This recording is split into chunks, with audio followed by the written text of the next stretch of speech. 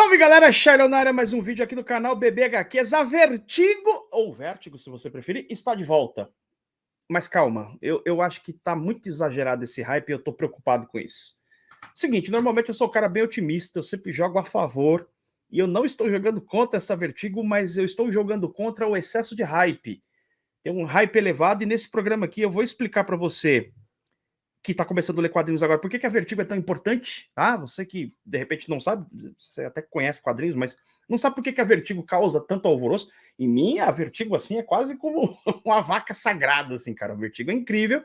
Vou explicar para você esse contexto histórico e por que esse retorno da Vertigo precisa ser olhado com uma certa cautela para que o nosso excesso de expectativas não gere o efeito rebote de ter trabalhos bons nessa nova Vertigo e a gente não conseguir consumir da forma como deveria esses novos trabalhos por conta de um saudosismo e de uma expectativa equivocada. Eu vou fazer uma reflexão, então, aqui nesse vídeo a respeito do retorno da Vertigo. Você vai se inscrever nesse canal, se inscreve aqui nesse canal e reaja, haja, faça alguma coisa, deixa o comentário, deixa o like. Muito importante. Você gosta do canal BBHQs aqui, cara? Você fala, não, eu gosto dessas paradas que o Charlão fala. Deixa o like. Dá pra você deixar o like até pela televisão, tá ligado, né? Pega o controlinho assim, ó, vai lá, deixa o like, você fortalece o nosso trampo aqui. É um gesto de gratidão, é um gesto de amizade, é um gesto de generosidade. Dizer, Xarão, confiamos no seu trabalho, vai em frente com o canal BBHQs. Vamos lá, eu vou começar lendo aqui uma matéria para vocês, é bem curtinho e rapidão. Matéria que saiu aqui pelo site O Vício. Eu vou deixar o link da matéria aqui para vocês. É uma matéria realmente muito curta. A DC Comics anunciou há pouco, durante a New York Comic Con, o retorno do selo da Vertigo. Vou chamar de Vertigo, tá? Criado em 1993, o selo Vertigo foi... Não, criado em 1993, o selo Vertigo foi criado para... Tá ruim isso aqui, esse textinho aqui tá... Né? Avaliadinho, né? Foi criado para publicar histórias focadas em um público mais maduro do que o universo tradicional da DC Comics e permaneceu ativo até 2020, quando foi oficialmente encerrado pela editora. O primeiro título da nova fase do selo da Vertigo serão The Nice House in the Lake e a sua continuação The Nice House by the Sea. Esses dois títulos aqui, eu encontrei a informação em outro canal, que é em outro site, que é o canal Tech. Vou deixar o link aí também. Esses dois trabalhos são do James Tynion IV. Eu gosto do James Tynion, tá? Eu gosto do trabalho dele. E esse material deve chegar em 2025, tá? A linha de publicação, agora estou misturando, agora estou lendo no canal Tech. A linha de publicação foi extinta em 2020, dando lugar ao selo DC Black Label. Tem essa questão também, muita gente confunde o que é Vertigo, o que é Black Label e tal.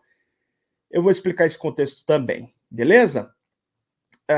Em 2018, a DC já havia tentado reposicionar sua marca adulta ao nomeá-la de DC Vertigo, em uma tentativa de aproximar o selo adulto de sua linha editorial principal. A DC acabou excluindo, né, cancelou esse selo em 2020, e tem um lance aqui que me chamou a atenção. Deixa eu ver se eu acho que a informação, acho que está no Vício. Eu estou lendo nos dois sites ao mesmo tempo. Que eles vão ter um... Ai, caramba, não achei aqui. Achei. Além disso, eles trouxeram de volta o sistema de Creator Owned. Owned, acho que é assim que lê. Ou seja, quem publicar pela Vertigo pode ser dono dos direitos sobre os personagens. Ou seja, a Vertigo volta com esse caráter forte de autoralidade. Quer dizer, o autor tem muito mais liberdade para trabalhar com seus títulos e também tem direito a estes personagens ou, enfim, trabalhos que eles criarem. Isso é muito importante para o artista, né? E é muito importante para a própria editora, porque o artista tendo maior liberdade, ele pode criar coisas muito mais interessantes. Eu quero chamar a atenção, por exemplo, o trabalho do Tom King. O Tom King que fez...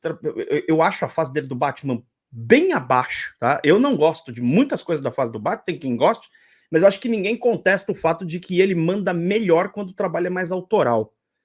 Os trabalhos do Tom King são melhores. Então, quando você tem menor nível de interferência editorial no quadrinho, a tendência é que os trabalhos... o artista aparece. Se ele for um artista mais ou menos, você vai ver. Se ele for um artista muito bom, você vai ver também.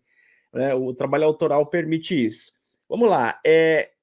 Eu vou explicar aqui um pouquinho o contexto do surgimento da Vertigo e por que ela empolga tanto, ok?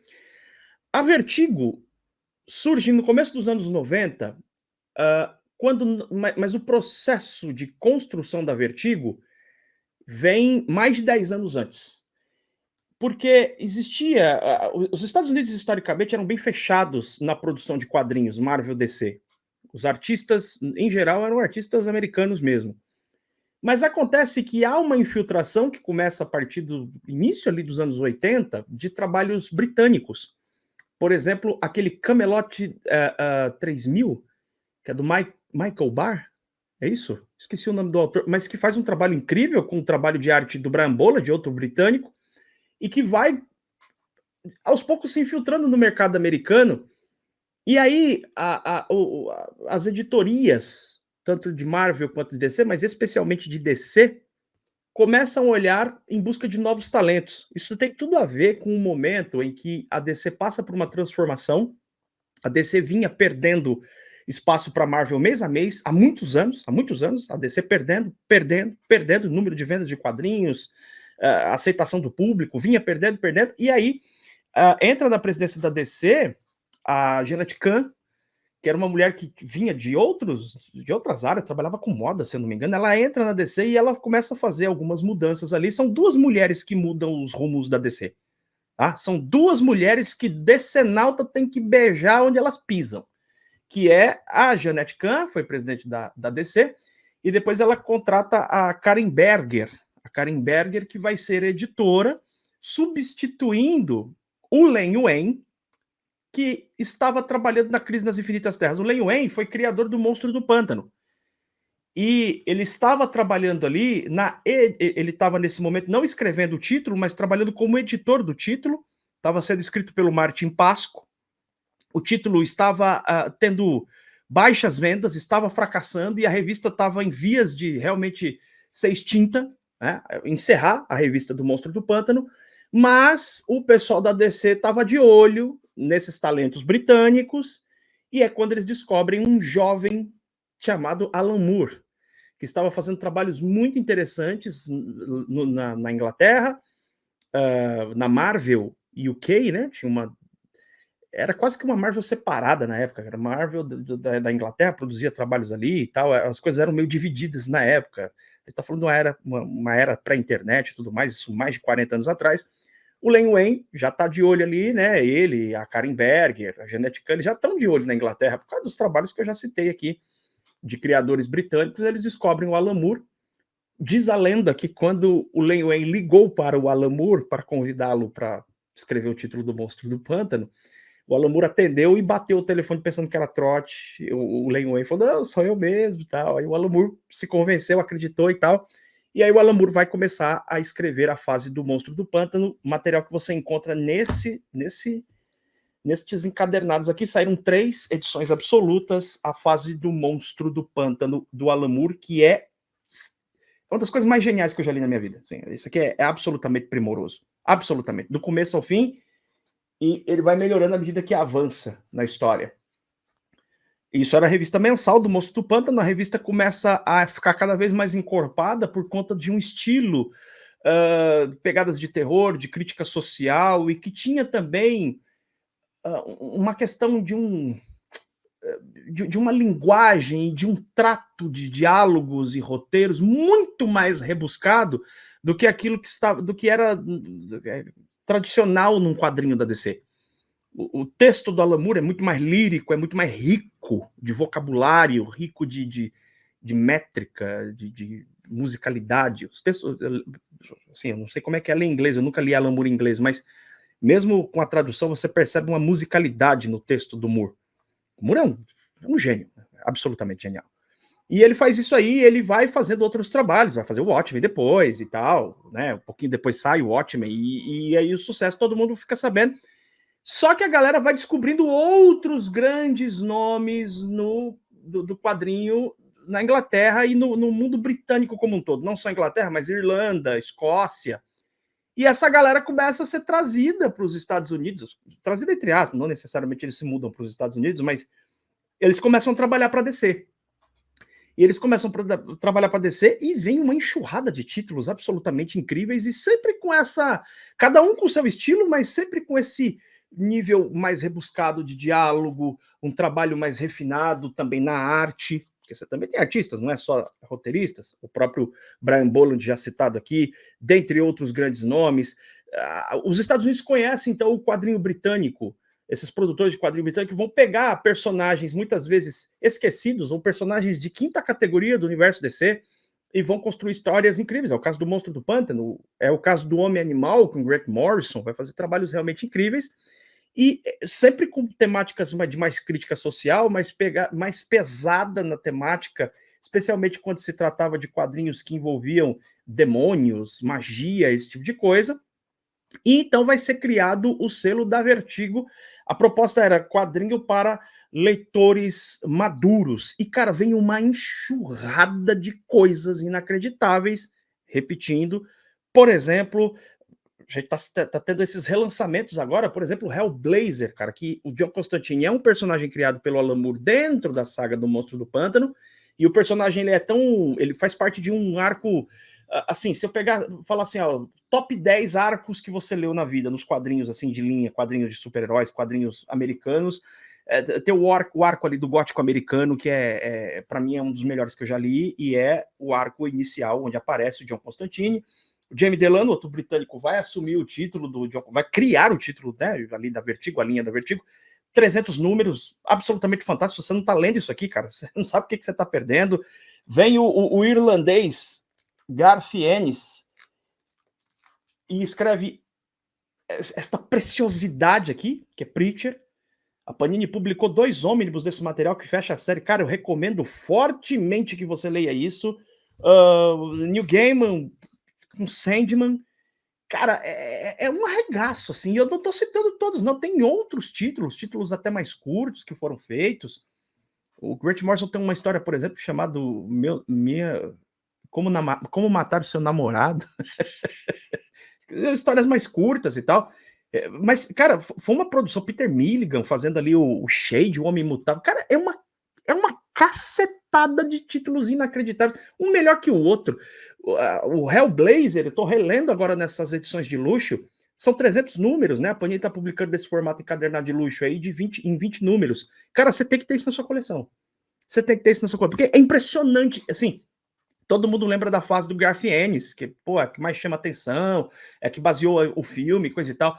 Mas a realidade é que Hellblazer tem... todas as fases são boas. Não tem uma fase que você olha e fala, isso aqui é ruim. Tem fases melhores, outras menos melhores. Um pouquinho piorzinho, mas assim, é muito alto nível, cara. É muito bom. E dá a impressão, às vezes, que cada roteirista que assume o título, ele tá tentando superar o anterior, cara. É um negócio incrível.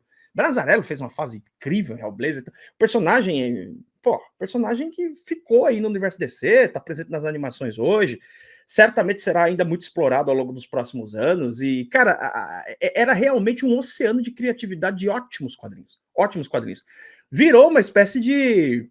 É o Zap, né? É o Zap do Decenalta. É impressionante, cara. Porque assim, quando você... Eu sempre achei uma bobagem essa conversa. Essa conversa nunca fez o menor sentido para mim. Eu amo as duas, Marvel DC, e leio as duas com o mesmo prazer. Mesmíssimo prazer. Mas quando você tem um Marvete e um Decenalta para debater, rola esse momento, né? O Marvete fala, não, mas nós temos Homem-Aranha, não, mas nós temos isso. Não, e o Decenalta vai esticando a corda. Deixa ele puxar. Vai, pode ir. Não, porque a gente tem isso. Não, tem o Superman, não, mas tem o Homem-Aranha, não, mas tem o Demolidor, mas tem o Batman. Aí chega um momento, fala assim, pois é, mas a DC tem a Vertigo. Acabou a conversa. Acabou. Marvete recolhe os cacos e vai embora. Os caras falam assim, não, mas tem a Marvel Max. Sim, selo incrível. Não chega nem aos pés da Vertigo. Todo respeito, não chega aos pés da Vertigo. Eu amo a Marvel, sou tão Marvete quanto o Decenalto, e tem títulos incríveis na Marvel. A Marvel tem grandes feitos, tá? Que a DC não fez, principalmente em revistas de linha mensal, a construção do seu universo.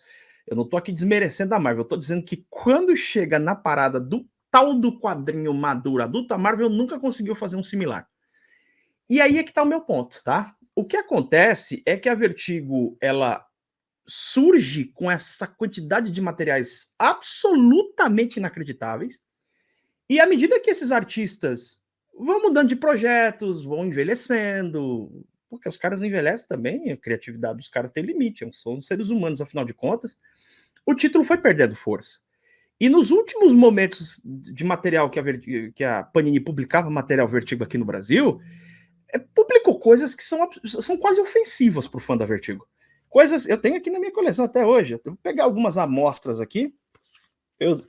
Vocês não fiquem preocupados que eu estou pegando isso aqui sem luvas, mas depois eu lavo as mãos. Hitterkind, isso é uma desgraça, velho. Isso aqui é ruim, assim, mas é pra matar cachorro a grito, velho. Esse aqui, ó, Sala Imaculada. Meu pai amado, é uma sériezinha vagabunda, não vale nada, suicidas. E ó, trabalho do Libermeio aqui de arte. Então, nossa senhora. Michael Red, cara, durante muito tempo eu tinha bronca do Michael Red. Eu fui perdendo isso lendo outros trabalhos dele por causa dessa porcaria aqui de Art Ops. Pela madrugada, bicho, um gibi ruim, velho. Um gibi ruim. Esse aqui, a cozinha é até melhorzinho. Esse aqui é até legalzinho. Esse aqui vale a pena ler. Isso aqui é legalzinho. Poxa, por que você guarda esse negócio na coisa? Porque eu sou contrário a essa ideia de que você tem que esquecer a afronta. O pessoal fala, te afrontou, esquece. Eu não esqueço, não. Tudo registrado, guardado, eu sei com quem eu tô lidando. Certo? Então, assim, eu mantenho essas coisas na coleção para lembrar a afronta que foi a Vertigo, o final dela, com essas publicações absolutamente sem sal, para não dizer ruins, chinfrins, que assim, que não respeita o legado da Vertigo. Então, por que eu tô te contando tudo isso? Porque a Vertigo, ela tem um legado, cara. A Vertigo, principalmente para minha geração, os caras que estão 35, 50 anos, aí essa faixa etária, que é a minha, e que leram Vertigo pra caramba, viram essa coisa surgir, esses quadrinhos fantásticos, fabulosos surgindo. Você lê essas coisas aqui, você fala, não é possível, cara, porque, mas não pode criar expectativa. Não deveria mesmo, mas no caso da Vertigo é difícil. Porque ela nos presenteou ali no começo dos anos 90 com tantos títulos maravilhosos. Eu citei alguns aqui, mas tem muitos outros. Tem coisa, inclusive, que não foi publicada no Brasil ainda. Por exemplo, o Shade, o Homem Imutável, ele são, acho que 3 homens, eu não lembro, mas é uma fase gigantesca do Peter Milligan. Aqui a Panini publicou 3 encadernadinhos, foi isso que publicou, não completou. Mas, cara, chega a ser ofensivo pela quantidade de coisas maravilhosas que a Vertigo produziu. E aí é que tá o meu ponto. Em determinado, deixa eu explicar essa coisa da Black Label. Em determinado momento, a Vertigo acaba e é substituída pelo Black Label. Não exatamente. Não é exatamente um substituto Black Label, porque assim, isto não é uma regra fechada, existem exceções, mas a Vertigo, em geral, publicava materiais ou de personagens classe C, tipo Homem-Animal. O Homem-Animal nem era Vertigo, na verdade, ele saía na revista de linha, depois ele acabou entrando nesse hall do selo Vertigo. Mas o Sandman, por exemplo, né, um personagem que ele existe no universo DC, a história de Sandman se passa no universo DC, mas ele não é o personagem mais lembrado, principal, ele ganhou fama depois do quadrinho, mas antes não. Então, era um personagem ali, né, que o Neil Gaiman criou e tal, e que até se baseou em outros personagens que existem no universo DC. Tem outros Sandmans no universo DC. Ele se baseou e criou esse personagem aí, e ele vive no mundo DC, mas não é DC do gibi de linha, do gibizão que a gente lê todo dia, entendeu? É uma DC diferente ali.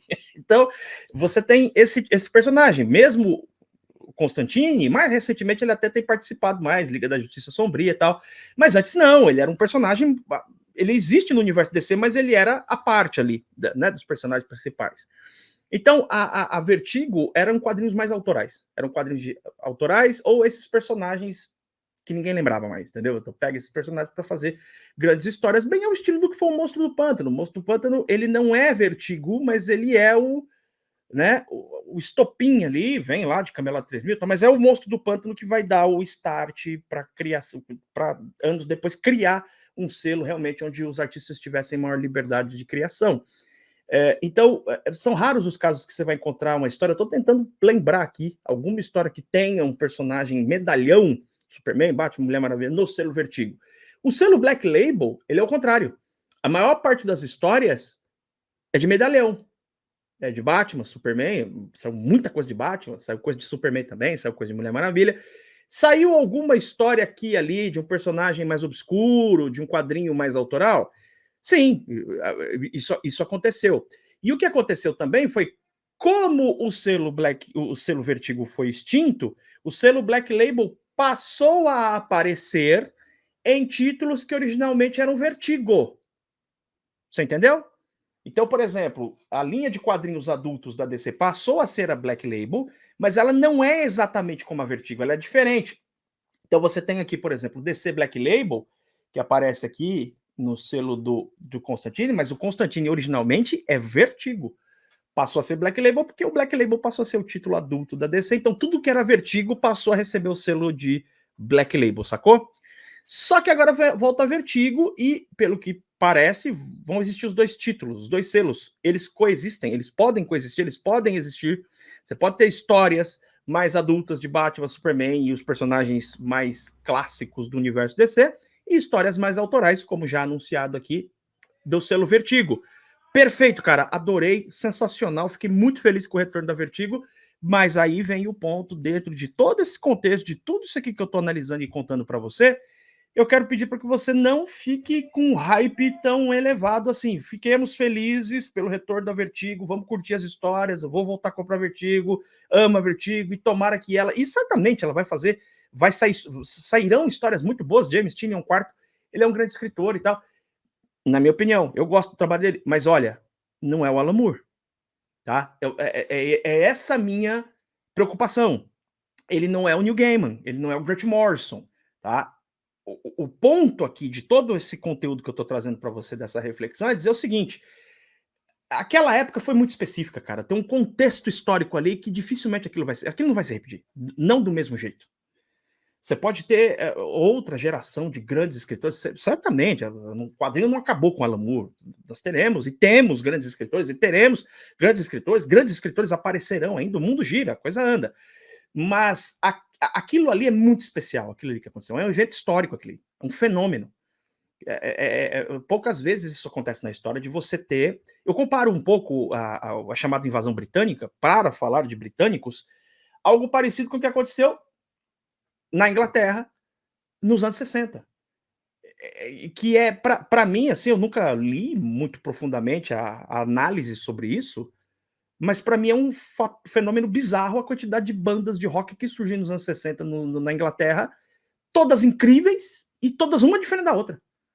Assim, de gêneros diferentes. Você tem Yes, bandas de rock progressivo, rock que vai original heavy metal. Então você tem Led Zeppelin, Beatles, Stones, Deep Purple, você tem The Who, você tem Pink Floyd, você tem Yes, você tem King Crimson, Purple, Sabbath. Cara, tudo na mesma época. Os caras, assim, um tocando do lado do outro. Assim, as bandas gravavam nos mesmos estúdios. Assim, os Beatles estão gravando o Sgt. Peppers numa sala. Isso que eu tô falando é real, tá? Não é.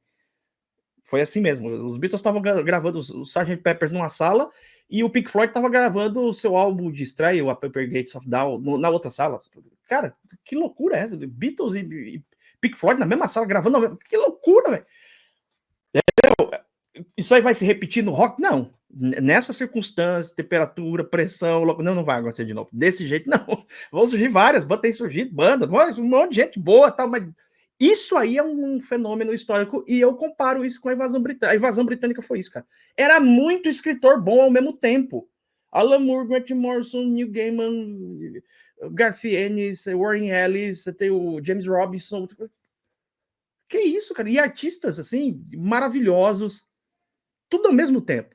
Então, a volta da Vertigo é uma ótima notícia. Eu espero que coexista com o selo Black Label, que eles continuem publicando materiais com abordagens mais adultas dos personagens do principal panteão. Que tem coisa ruim também, viu?